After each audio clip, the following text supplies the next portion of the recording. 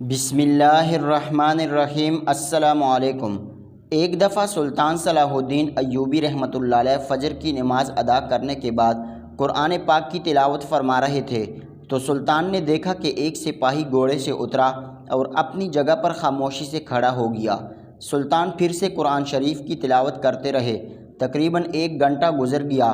سلطان قرآن شریف کی تلاوت ختم کرنے کے بعد دعا کرنے لگے، جبکہ یہ سپاہی اسی جگہ پر کھڑا ہوا تھا۔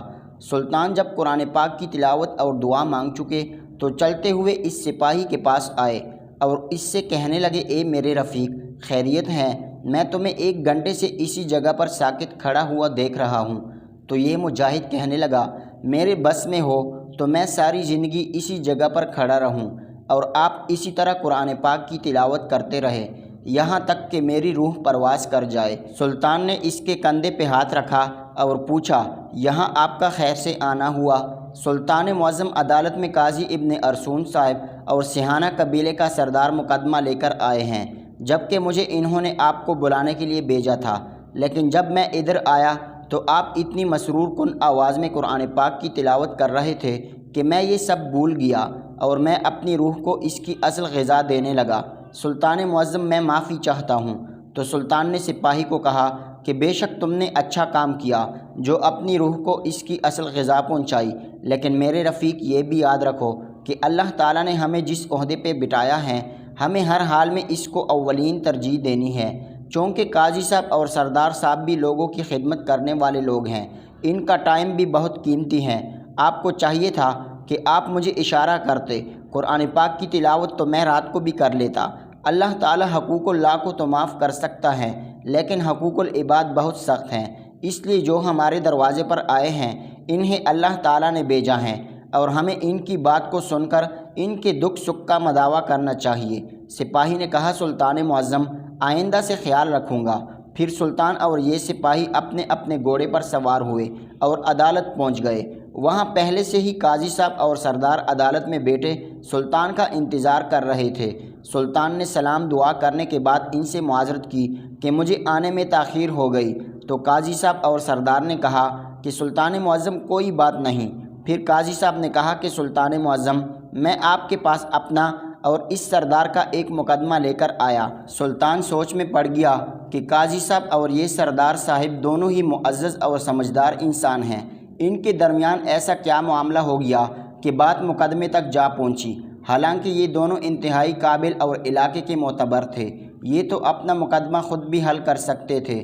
سلطان نے کہا کہ بتائیے کہ آپ کا کیا مقدمہ ہے؟ سلطان صلاح الدین ایوبی رحمۃ اللہ علیہ کے پاس یہ ایک ایسا عجیب، انوکھا اور اپنی نوعیت کا منفرد مقدمہ تھا جو نہ کسی غریب مزدور کا تھا، نہ ہی کسی چرواہے کا اور نہ ہی کسی فقیر کا تھا۔ یہ مقدمہ قاضی ارسون اور ایک سیہانہ قبیلے کے سردار کے درمیان کا عجیب مقدمہ تھا۔ قاضی نے جب قبیلے کے سردار کے خلاف سلطان صلاح الدین ایوبی رحمۃ اللہ علیہ کے سامنے مقدمہ پیش کیا تو سن کر تمام لوگ بڑے حیران و پریشان ہو گئے کہ آخر سلطان صلاح الدین ایوبی رحمۃ اللہ علیہ اس مقدمے کا فیصلہ کیسے کریں گے، کیونکہ جب قاضی صاحب نے اپنے دلائل پیش کیے تو اس سے صاف صاف ظاہر ہوتا تھا کہ قبیلے کا سردار گنہگار ہیں، اور جب قبیلے کے سردار نے دلائل پیش کیے تو اس سے صاف صاف ظاہر ہوتا تھا کہ قاضی صاحب کو یا تو کوئی غلط فہمی ہوئی ہے یا پھر قاضی صاحب جھوٹ بول رہا ہے۔ یہ سارا معاملہ سلطان صلاح الدین ایوبی رحمۃ اللہ علیہ اپنے کانوں سے سن رہا تھا اور آپ کی گہری نظریں تمام درباریوں کو ایک ایک پل دیکھ رہی تھی۔ ایسا لگ رہا تھا کہ سلطان کی نظریں قاضی صاحب اور سردار کے دل و دماغ پر اتر گئی ہیں۔ وہ مقدمہ کچھ اس طرح کا تھا کہ قاضی صاحب سلطان کی عدالت میں حاضر ہوا اور کہنے لگا کہ سلطان معظم، جیسا کہ آپ جانتے ہیں کہ قبیلے کا سردار بہت معزز اور با اخلاق انسان تھا، اور میں نے سردار کی بہادری سے متاثر ہو کر خوبصورت حسین و جمیل بیٹی کا ہاتھ قبیلے کے سردار کے ہاتھ میں دینے کا فیصلہ کیا، اور اس بات کے لیے میں نے خود قبیلے کے سردار کو دعوت دی کہ وہ میری بیٹی کو اپنی خاتون بنا لے۔ لیکن کسی وجہ سے میری بیٹی نے جب اس بات کے بارے میں سنا کہ میرے بابا نے قبیلے کے سردار کے ساتھ میرا رشتہ طے کر دیا ہے تو اس نے انکار کر دیا۔ میں نے اپنی بیٹی کو پوری طرح سمجھانے کی کوشش کی کہ تم ایک شریف اور بہادر انسان کی خاتون بننے جا رہی ہو، لہٰذا تمہیں اس سے بہتر کوئی انسان نہیں ملے گا۔ لیکن میں اس سردار کی اصلیت نہیں جانتا تھا۔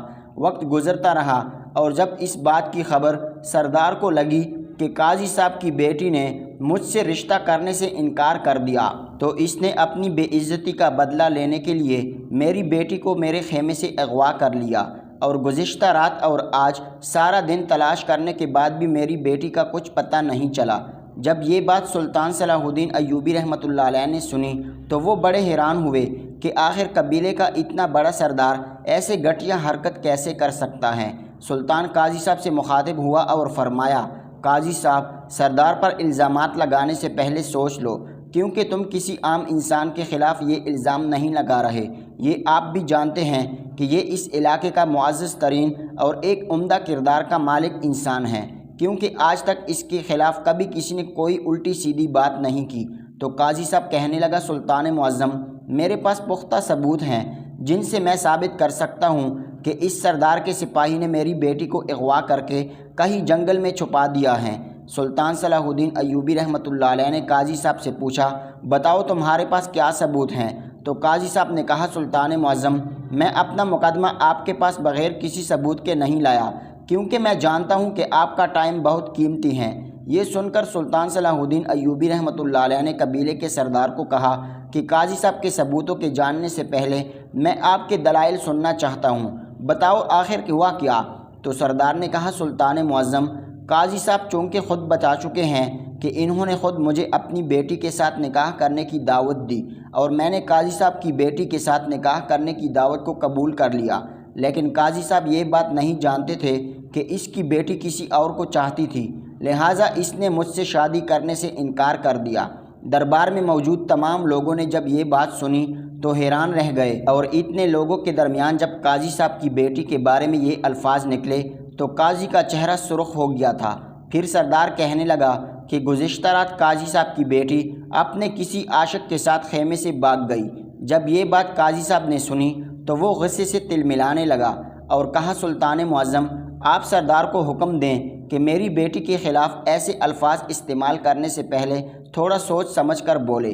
سلطان نے قاضی صاحب کو کہا کہ تم نے تو کہا تھا کہ میرے پاس پختہ ثبوت ہیں، بتاؤ ایسے کون سے ثبوت ہیں جس سے صاف صاف ظاہر ہو کہ تیری بیٹی باغی نہیں، اس کو اغوا کیا گیا ہے؟ تو قاضی صاحب نے کہا، سلطان معظم، جب میں اپنی بیٹی کے خیمے میں گیا تو وہاں میری بیٹی کی انگوٹھی بستر کے ساتھ پڑی ہوئی تھی، اور اس سے صاف ظاہر ہوتا ہے کہ اگر میری بیٹی باغی تھی تو اپنی انگوٹھی وہاں گرا کر نہ جاتی۔ اس سے صاف ظاہر ہوتا ہے کہ میری بیٹی کو زبردستی خیمے سے گھسیٹا گیا، اور گھسیٹتے وقت اس کے ہاتھ سے وہ انگوٹھی گر گئی۔ اور دوسری بات، جب میں اپنے گھر کے باہر نکلا تو وہاں مجھے اس سردار کے ایک قریبی سپاہی کا خنجر ملا جو خیمے کے دروازے کے ساتھ ہی پڑا تھا۔ آپ بتائیں کہ اس سردار کے قریبی سپاہی کا وہاں خنجر کیسے پہنچا؟ اگر اس کے سپاہی خیمے کے اندر نہیں گئے تو آپ بتائیں کہ اس سردار کے سپاہی کا خنجر وہاں کیسے پہنچا؟ اور دوسری بات یہ کہ وہ انگوٹھی وہاں کیسے گری؟ تو سلطان صلاح الدین ایوبی رحمۃ اللہ علیہ نے قاضی صاحب کو کہا کہ تمہاری بات تو بالکل درست ہے، اس سے تو صاف ظاہر ہوتا ہے کہ یا تو سردار کو اپنے گناہ کا اقرار کرنا ہوگا یا پھر اس کے سپاہی کو ٹھوس ثبوت دینا ہوں گے کہ وہ خنجر وہاں کیسے گیا۔ تو اتنے میں وہ سردار بولا، سلطان معظم، جب آدھی رات کا وقت ہوا تو قاضی صاحب کی بیٹی کے خیمے سے چیخنے کی آواز آئی۔ جب ہم وہاں بھاگتے ہوئے گئے تو وہاں خیمے میں اور کوئی موجود نہیں تھا، بستر اور خیمے کی کچھ چیزیں بکھری ہوئی تھی، اور ہم اس آدمی کو تلاش کرنے کے لیے باہر نکلے تو شاید جلدی میں سپاہی کا خنجر گر گیا ہوگا، اور اس سے یہ تو ظاہر نہیں ہوتا کہ میرے سپاہیوں نے اس کی بیٹی کو اغوا کیا۔ تو سلطان نے سردار کو کہا کہ پھر تم یہ ثابت کرو کہ آخر وہ انگوٹھی وہاں کیسے گری؟ تو سردار نے کہا، سلطان معظم، قاضی صاحب کی بیٹی بہت چالاک لڑکی تھی، اس نے وہاں ایسے ثبوت چھوڑ دیے جس سے صاف ظاہر ہو کہ قاضی صاحب کی بیٹی باغی نہیں بلکہ اس کو اغوا کیا گیا۔ سلطان نے دونوں طرف کے دلائل سن لیے تو بڑا حیران و پریشان ہو گیا کہ آخر ان دونوں میں سے کون سچ بول رہا ہے اور کون جھوٹ بول رہا ہے۔ تھوڑی دیر سوچنے کے بعد سلطان صلاح الدین ایوبی رحمۃ اللہ علیہ نے اپنے سپاہی کو حکم دیا کہ سردار کے قریبی سپاہی کا وہ خنجر جو خیمے کے پاس پڑا ہوا تھا اور وہ قاضی صاحب کی بیٹی کی انگوٹھی میرے سامنے حاضر کی جائے۔ سلطان کے حکم پر خنجر اور انگوٹھی حاضر کی گئی۔ سلطان نے خنجر اور انگوٹھی کو اپنے ہاتھوں میں لیا اور بغور اسے دیکھنے لگے۔ تمام لوگ حیران تھے کہ آخر سلطان صلاح الدین ایوبی رحمۃ اللہ علیہ صرف انگوٹھی اور خنجر سے کیسے ثابت کریں گے کہ ان میں سے کون جھوٹ اور کون سچ بول رہا ہے۔ تمام لوگوں کی نظریں سلطان پر لگی ہوئی تھی۔ سلطان گہری سوچ میں ڈوبا ہوا تھا۔ ایسا لگ رہا تھا کہ سلطان کے دماغ میں ایک طوفان چل رہا ہے جس کی تیز رفتاری درباریوں کو اڑا کر لے جائے گی۔ بہت سی روایات میں ملتا ہے کہ سلطان صلاح الدین ایوبی رحمۃ اللہ علیہ مسلمانوں اور کافروں کی سلطنتوں میں سے سب سے زیادہ دہشت والے سلطان تھے۔ آپ انصاف کے معاملے میں اتنے سخت تھے کہ چاہے قاضی ہو یا سردار، یہ سب بڑے خوفزدہ رہتے تھے کہ اگر کہیں ہمارا جرم ثابت ہو گیا تو سلطان ہمیں زندہ قبر میں ڈال دے گا۔ آپ کا جاہ و جلال اتنا زیادہ تھا کہ دشمن پر وار ہونے سے پہلے ہی وہ دشمن گر جاتا تھا۔ کافی دیر سے سوچنے کے بعد سلطان نے تمام درباریوں کو حکم دیا کہ کل صبح سورج طلوع ہونے کے بعد تمام لوگ میری عدالت میں حاضر ہو جانا۔ اس مقدمے کا فیصلہ کل کیا جائے گا۔ تمام لوگ اپنے اپنے گھروں کو لوٹ گئے۔ صبح ہوئی، تمام لوگ سلطان صلاح الدین ایوبی رحمۃ اللہ علیہ کی عدالت میں حاضر ہو گئے۔ سلطان نے وہ انگوٹھی اور خنجر اپنے سامنے پڑی ہوئی میز پر رکھ دی ہے اور ایک سپاہی کو حکم دیا کہ جاؤ اور 4 چیونٹیاں پکڑ کر لے آؤ۔ سلطان کا حکم تھا۔ سپاہی گئے اور 4 چیونٹیاں پکڑ کر لے آئے۔ اب سلطان نے حکم دیا کہ ان چیونٹیوں میں سے ایک چیونٹی کو میز کے ایک کونے پر چھوڑا جائے۔ سپاہی نے جیسے ہی اس چیونٹی کو چھوڑا تو یہ چیونٹی تھوڑی دیر رکنے کے بعد اس خنجر اور اس انگوٹھی کی طرف چلنا شروع ہو گئی اور آہستہ آہستہ وہ اس خنجر کے اوپر گردش کرنے لگی۔ اب سلطان نے حکم دیا کہ دوسری چیونٹی کو میز کے قریب چھوڑا جائے اور دوسری چیونٹی کو بھی میز کے قریب چھوڑا گیا تو وہ چیونٹی تھوڑی دیر رکنے کے بعد سونگتے سونگتے میز کی ٹانگ پر چلتی چلتی اس خنجر اور انگوٹھے کے اوپر آ پہنچی اور اوپر گردش کرنے لگی اور اسی طرح تمام چیونٹیوں کو تھوڑے تھوڑے فاصلے پر چھوڑا گیا تو ساری چیونٹیاں خنجر اور انگوٹھے کے گرد اکٹھی ہو گئی۔ جب یہ ساری صورتحال سلطان نے دیکھی تو سلطان نے قاضی صاحب سے سوال کیا کہ قاضی صاحب، تمہارے قبیلے میں کتنے تاجر حلوائی کا کام کرتے ہیں؟ تو قاضی صاحب نے کہا 3 تاجر حلوائی کا کام کرتے ہیں۔ سلطان نے ان تینوں تاجروں کو اپنے سامنے حاضر کرنے کا حکم دیا تو اتنے میں قاضی صاحب نے بتایا، حضور، ایک تاجر تو کئی دنوں سے شہر سے باہر اپنی ضرورت کی اشیاء خریدنے کے لیے دوسرے شہر گیا ہوا ہے، جبکہ باقی پیچھے 2 تاجر اپنی اپنی دکانوں پر موجود ہوں گے۔ اب سلطان نے سپاہیوں کو حکم دیا کہ جا کر ان دونوں تاجروں کو لے کر حاضر کیا جائے۔ اب سلطان نے ان دونوں سے پوچھا، بتاؤ جس رات یہ واقعہ پیش ہوا تم دونوں کہاں تھے؟ تو ان میں سے ایک تاجر نے کہا، سلطان معظم، میں نے دکان بند کر دینے کے بعد سیدھا اپنے ایک دوست کے پاس چلا گیا۔ انہوں نے میری دعوت کی ہوئی تھی، میں نے وہاں ان کی دعوت کھائی اور رات انہی کے ساتھ گزار دی۔ اب سلطان نے دوسرے تاجر سے پوچھا کہ بتاؤ کہ تم کہاں تھے؟ تو اس تاجر نے کہا، سلطان معظم، میں نے جب شام کے وقت اپنی دکان بند کی تو سیدھا اپنے گھر میں چلا گیا۔ اب سلطان نے بازار کے سنتری کو بلایا اور پوچھا کہ جب ان دونوں تاجروں نے دکان بند کی تو یہ کہاں کہاں گئے تھے؟ تو سنتری نے کہا، سلطان معظم، فلاں تاجر دکان بند کرنے کے بعد ایک دوسری دکان پر گیا جہاں اس کے دوستوں نے اس کی دعوت کی ہوئی تھی۔ ان دوستوں نے وہاں پر کھانا کھایا اور رات کو وہی بازار میں سو گئے تھے، جبکہ دوسرے تاجر کا مجھے کچھ پتہ نہیں۔ اب سلطان نے اس سنتری سے پوچھا کہ جب اس تاجر نے دکان بند کی تو کیا اس کی کوئی حرکات مشکوک تھی؟ تو سنتری نے سلطان کے کان میں کہا، سلطان معظم، جب یہ دکان بند کر رہا تھا تو بار بار چیزیں اس کے ہاتھ سے گر رہی تھی، ایسا لگتا تھا کہ اس نے کہیں جانا ہے۔ اب سلطان صلاح الدین ایوبی رحمۃ اللہ علیہ نے حکم دیا کہ اس حلوائی کے تاجر کو پکڑ کر زندان میں بند کر دیا جائے۔ یہ حکم سن کر تمام لوگ بڑے حیران و پریشان ہو گئے کہ سلطان نے آخر اس حلوائی والے کو کیوں زندان میں ڈلوا دیا۔ اتنے میں قاضی صاحب بولا، سلطان معظم، ہمیں صورتحال کی کچھ بھی سمجھ نہیں آ رہی۔ جو سلطان نے کہا، قاضی صاحب، تیری بیٹی اغوا نہیں کی گئی، اس حلوائی والے کے ساتھ بھاگ گئی ہیں اور اسی حلوائی والے نے تیری بیٹی کو کہیں چھپا کر رکھا ہوا ہے۔ جب یہ بات قاضی صاحب نے سنی تو وہ غصے سے تلملانے لگا اور پھر سلطان سے عرض کی، سلطان معظم، آپ کو کیسے پتہ چلا کہ یہ حلوائی والا ہی میری بیٹی کا مجرم ہے؟ تو یہ سوال تمام درباریوں کے دماغ میں موجود تھا۔ سلطان سے ایک وزیر نے عرض کی، سلطان معظم، آخر آپ نے کیسے پتہ لگایا کہ یہ حلوائی والا اتنے بڑے قبیلے میں سے صرف یہی مجرم ہے اور اسی نے ہی قاضی صاحب کی بیٹی کو بھگایا۔ تو سلطان نے کہا کہ جب میں نے اس خنجر اور انگوٹھی کو دیکھا تو مجھے ایسا محسوس ہوا کہ اس خنجر کے اوپر کچھ چکناہٹ موجود تھی، اور جب چیونٹیوں کو میز کے اوپر چھوڑا تو چونکہ اس خنجر کو اور اس کی انگوٹھی کو اس حلوائی والے نے چھوا تھا، اس کے ہاتھ کے اوپر چکناہٹ لگی تھی، اور اس رات قاضی صاحب کی بیٹی کو بھگانے کے خوف کی وجہ سے یہ ہاتھ دھونا بھول گیا تھا، اور جب چیونٹیاں اس خنجر اور انگوٹھی کے گرد اکٹھی ہوئی تو مجھے یقین ہو گیا کہ یہ کام ضرور کسی حلوائی والے نے کیا ہے، کیونکہ وہ سارا دن چکناہٹ اور میٹھی چیزوں میں ہاتھ ڈالتے رہتے ہیں، اور وہی چکناہٹ اس خنجر اور انگوٹھی پر لگ گئی تھی۔ تو سلطان سے پھر قاضی صاحب نے سوال کیا، سلطان معظم، آخر قاضی کی بیٹی کی انگوٹھی اور خنجر پر چکناہٹ کیسے لگی؟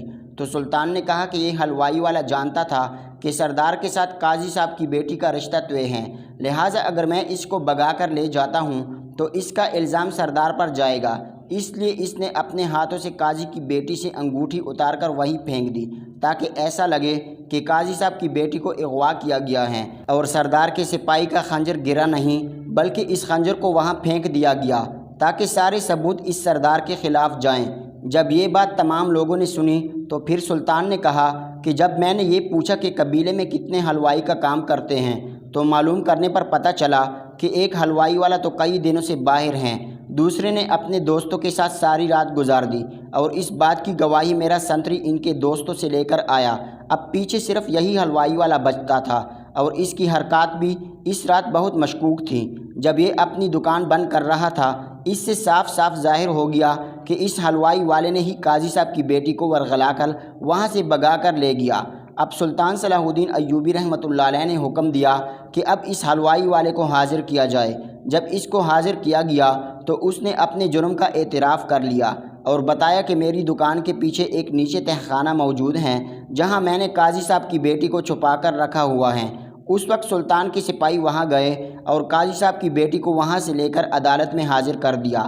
اب قاضی صاحب کی بیٹی نے جب ساری صورتحال دیکھی تو اس نے بھی اپنے جرم کا اعتراف کر لیا اور کہا، سلطان معظم، میں حلوائی والے سے محبت کرتی تھی، اور جب میں نے اس کے ساتھ بھاگنے کا ارادہ کیا تو میں نے ثبوت چھوڑ دیے جس سے سردار پر الزام لگا دیا گیا، کیونکہ میں اس سردار کو ذرا بھی پسند نہیں کرتی تھی، اور میں نے سوچا کہ میرے بابا اس سردار کے ساتھ الجھ پڑیں گے اور مجھے تلاش کرنے کی کوشش نہیں کریں گے۔ سلطان نے قاضی صاحب کو کہا، قاضی صاحب، آپ نے ساری زندگی لوگوں کے ساتھ انصاف کیا، اتنے مقدمے حل کیے، لیکن جو وقت آپ نے اپنی بیٹی کو دینا تھا وہ آپ نہیں دے پائے، اس لیے آپ کی بیٹی نے وہ حرکت کر دی جو کسی مزدور، فقیر یا کمہار کی بیٹی بھی نہیں کر سکتی، کیونکہ اس کی پرورش میں کمی رہ گئی تھی۔ لہٰذا سلطان صلاح الدین ایوبی رحمۃ اللہ علیہ نے قاضی صاحب کو اپنی بیٹی کے ساتھ رخصت کر دیا اور حکم دیا کہ اپنی بیٹی کو ایک باپ بن کر نہیں بلکہ ایک منصف بن کر سزا دینا، اور قاضی صاحب سے کہا گیا کہ آپ سردار سے معافی مانگے۔ پھر قاضی صاحب نے تمام درباریوں کے سامنے سردار سے معافی مانگی۔ سلطان نے سردار سے پوچھا کہ آپ قاضی صاحب کو کسی قسم کی کوئی سزا دینا چاہیں کیونکہ اس نے آپ پر الزام لگایا، تو سردار نے کہا کہ غلطی کسی سے بھی ہو سکتی ہے سلطان معظم، اس لیے میں قاضی صاحب کو معاف کرتا ہوں، کیونکہ قاضی صاحب کی جگہ کوئی بھی ہوتا تو وہ ایسا ہی کرتا۔ اور پھر سلطان صلاح الدین ایوبی رحمۃ اللہ علیہ نے سردار کو باعزت اپنے قبیلے کی طرف بھیج دیا اور اس حلوائی والے کو زندان میں بند کر دیا گیا۔ اور اسی طرح سلطان صلاح الدین ایوبی رحمۃ اللہ علیہ نے اپنی عقل مندی سے اس مقدمے کو بآسانی حل کر دیا۔ اگر سلطان کی جگہ کوئی بھی عقل مند قاضی ہوتا تو وہ شاید اس مقدمے کو اس طرح اتنی باریک بینی سے حل نہ کر سکتا۔ جو سلطان حرام کا نوالا نہ کھاتا ہو، نہ اپنی رعایا کو کھانے دیتا ہو، 5 وقت کا نمازی ہو، قرآن پاک کی تلاوت کرتا ہو، اللہ تعالیٰ کے احکامات پر خود بھی عمل کرتا ہو اور اپنی رعایا اپنی سلطنت میں ان پر عمل کرواتا ہو، وہاں انصاف کا بول بالا کیوں کرنا ہوگا؟ اللہ تعالیٰ سے دعا ہے کہ وہ آج کے دور میں سلطان صلاح الدین ایوبی رحمۃ اللہ علیہ کے جیسے مسلمانوں کو عظیم سلطان عطا فرمائے جو مسلمانوں کی اسلام کی تعلیمات کے مطابق رہبری کر سکے۔ آپ سے گزارش ہے کہ ہمارے چینل کو لائک، شیئر اور سبسکرائب کیجیے۔ آخر میں کمنٹ باکس میں ایک دفعہ درود پاک ضرور لکھیے۔